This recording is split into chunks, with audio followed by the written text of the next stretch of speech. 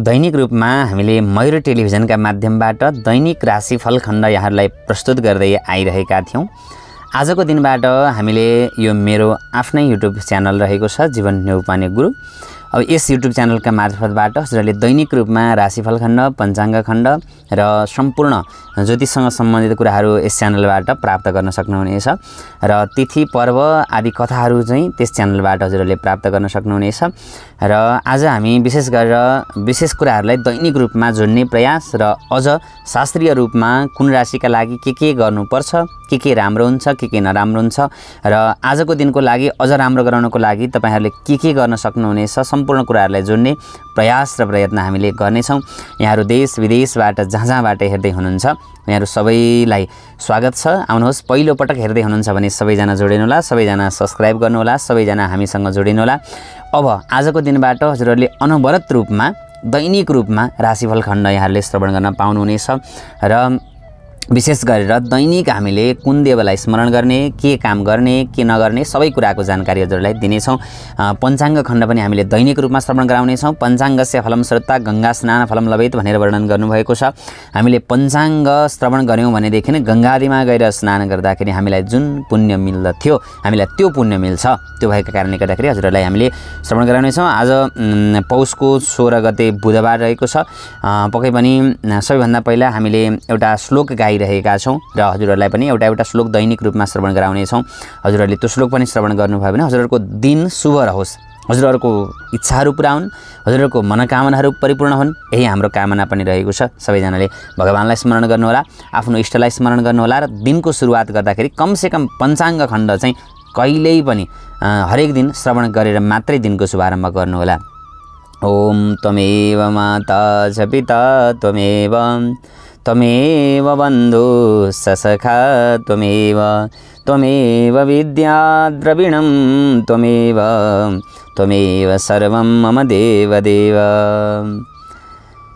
आज मिति रहेको छ 2082 साल पुष महिनाको 16 गते बुधबार 2082।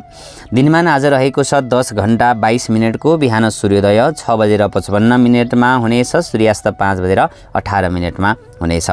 त्यस्तै गरी सिद्धार्थी नाम गरेको संवत्सर रहेको छ। भगवान सूर्यनारायण दक्षिणायन गोचर गर्दै हुनुहुन्छ। हेमन्त ऋतु आज रहेको छ भने पुष महिनाको शुक्ल पक्षको द्वादशी तिथि आज रहेको छ बुधबार। कृत्तिका नक्षत्र रहेको छ 41 घडी 15 पला, यानि कि आज बेलुका 11 बजेर 26 मिनटसम्म। तदुपरान्त रोहिणी नक्षत्र लाग्नेछ। साध्य योग रहेको छ 31 घडी 44 पला। बवकरण आज रहेको छ 13 घडी 9 पला। मिथुन राशिमा सूर्य गोचर गर्दै हुनुहुन्छ। मिथुन राशिमा देवगुरु बृहस्पति गोचर गर्दै हुनुहुन्छ भने वृष राशिमा चन्द्रमा, धनु राशिमा 1 महिनासम्म भगवान सूर्यनारायण गोचर गरिरहनु भएको छ। सामान्यतया आज द्वादशी तिथि रहनेछ 40 घडी 12 पला, यानि कि बेलुका 11 बजेर 1 मिनटसम्म द्वादशी तिथि रहनुहुनेछ र तदुपरान्त त्रयोदशी तिथि आज लाग्नुहुनेछ। अब कुरा गरौँ आज सामान्यतया वृष राशिमा गोचर गरिरहनु भएको चन्द्रमा, मिथुन राशिमा गोचर गरिरहनु भएको देवगुरु बृहस्पति, धनु राशिमा गोचर गरिरहनु भएको भगवान सूर्यनारायणका आधारमा सामान्य आजको ग्रह गोचरका आधारमा आजको शुभ अङ्क, शुभ कलर र मेषदेखि मीनसम्मको 12 राशिका लागि आजको दिन कस्तो रहनेछ त? मेष राशिका जातकहरूका लागि आर्थिक विषय वस्तुमा अत्यन्तै राम्रो रहने आज दिन रहेको देखिन्छ। खर्चमा केही नियन्त्रण गर्नुपर्नेछ। पारिवारिक जमघट र पारिवारिक वातावरणले तपाईँको मन अत्यन्तै प्रसन्न रहनेछ। धैर्यताको साथमा अगाडि बढ्दाखेरि राम्रो रहन सक्छ। आत्मविश्वास बढ्नेछ। स्थिर सम्पत्तिमा केही हलचल हुनसक्छ। दिनको उत्तरार्धको समय केही राम्रो समाचार तपाईँले प्राप्त गर्न सक्नुहुनेछ। आजको लागि शुभ अङ्क रहनेछ 9 अङ्क। शुभ रङ रहनेछ रातो रङ। त्यस्तै गरी शुभ दिशा रहनेछ दक्षिण दिशा। शुभ आज तपाईँले हनुमानजीलाई स्मरण गर्दै दिनको सुरुवात गर्दा तपाईँको दिन आज सुखद रहनेछ। त्यस्तै गरी कुरा गरौँ वृष राशि। आजको दिन वृष राशिका जातकहरूका लागि चन्द्रमा आफ्नै घरमा गोचर गरिरहनु भएको छ। मन स्थिर रहनेछ। आर्थिक स्थिति राम्रो रहनेछ। सौन्दर्यताको कार्यमा संलग्न हुनेहरूका लागि विशेष गरेर सिङ्गार पटारका सामग्रीहरूसँग किनबेचसँग सम्बन्धित कार्यहरूमा संलग्न हुनेहरूका लागि आजको दिन बेस्ट रहन सक्छ। निर्णयात्मक क्षमता तपाईँको वृद्धि हुनेछ। इच्छापूर्ति हुनेछ भने आजको दिन तपाईँको लागि राम्रो रहनेछ। आजको लागि शुभ अङ्क रहेको छ 9 अङ्क। शुभ रङ रहेको छ सेतो रङ। शुभ दिशा रहेको छ पूर्व दिशा। आज तपाईँले भगवती लक्ष्मीलाई स्मरण गर्दै ओम महालक्ष्मी नमः यो मन्त्र जप्दै दिनको सुरुवात गर्दा तपाईँको दिन राम्रो हुनेछ। त्यस्तै गरी कुरा गरौँ मिथुन राशि। आज मिथुन राशिका जातकहरूका लागि केही अवसरहरू तपाईँले प्राप्त गर्न सक्नुहुनेछ। मन अत्यन्तै चञ्चल रहन सक्छ, तर दिनको उत्तरार्धको समय तपाईँको लागि राम्रो रहन सक्छ। मान सम्मानका योगहरू आज राम्रो बनेको छ। संवाद वाद विवादमा तपाईँ जाँदै हुनुहुन्छ, परीक्षा प्रतियोगितामा जाँदै हुनुहुन्छ भने आजको दिन तपाईँको लागि राम्रै रहन सक्छ। आजको लागि शुभ अङ्क रहेको छ 5 अङ्क, शुभ रङ रहेको छ हरियो रङ।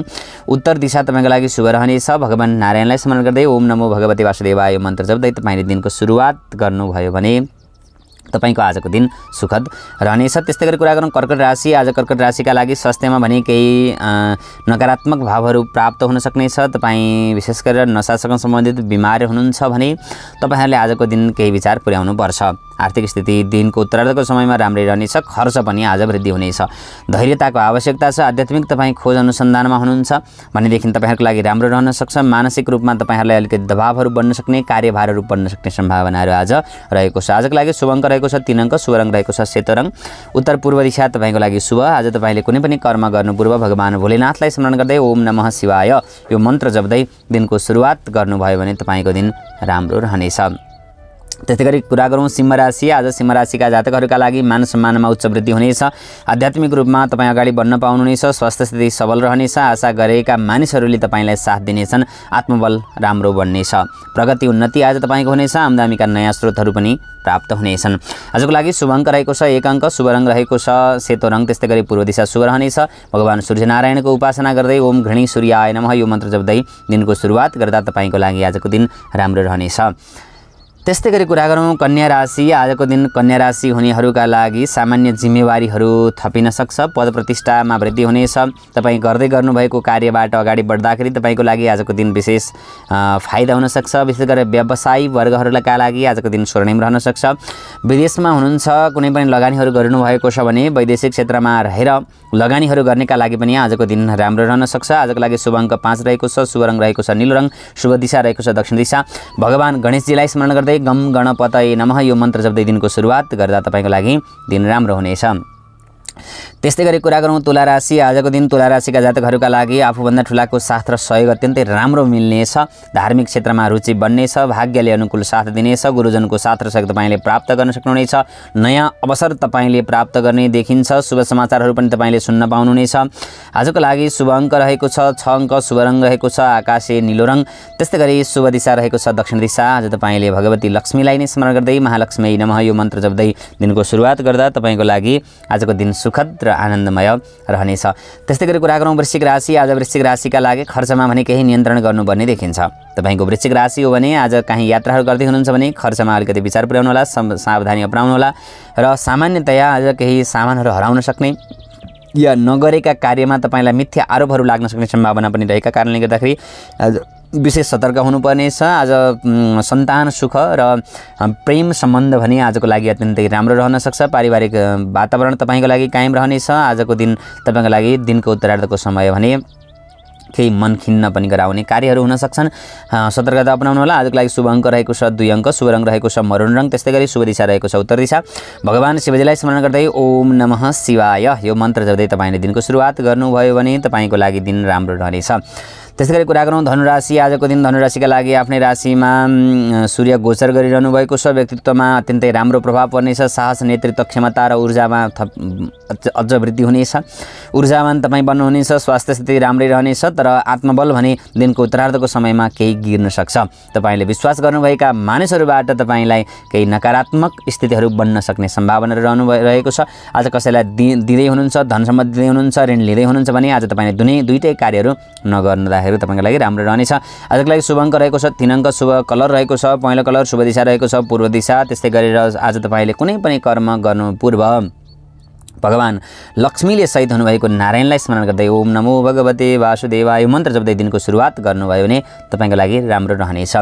त्यसै गरी कुरा गरौँ मकर राशि। मकर राशिका दाजुभाइ दिदीबहिनीहरूका लागि आजको दिन काममा केही चाप बढे तापनि अत्यन्तै राम्रो रहने देखिन्छ। स्वास्थ्य स्थिति सामान्य रहनेछ। त्यसै गरी दाजुभाइ दिदीबहिनीको साथ र सहयोग तपाईँहरूलाई अत्यन्तै राम्रो मिल्नेछ। संवाद या कुनै पनि प्रतियोगिताहरूमा तपाईँ जाँदै हुनुहुन्छ भने आज तपाईँको लागि स्वर्णिम दिन कहन सकिन्छ।